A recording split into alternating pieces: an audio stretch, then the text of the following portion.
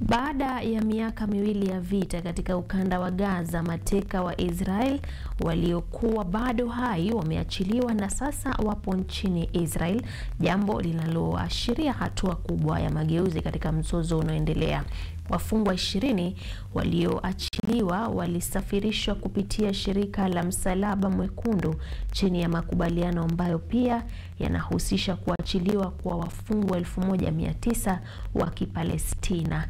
Makubaliano hayo ambayo yamewezeshwa na washirika wa kimataifa pia yanajumuisha urejeshaji wa miili ya mateka 28 waliouawa pamoja na utekelezaji wa usitishaji mapigano wa kitaifa. Ingawa makubaliano hayo yamefanikiwa kwa kiasi kikubwa, viongozi wanatahadharisha kuwa changamoto bado ni nyingi, zikiwemo suala la utawala wa Gaza, ujenzi upya na kuhakikisha amani ya kudumu baada ya moja ya migogoro iliyokuwa na uharibifu mkubwa zaidi katika eneo hilo kwa miongo kadhaa.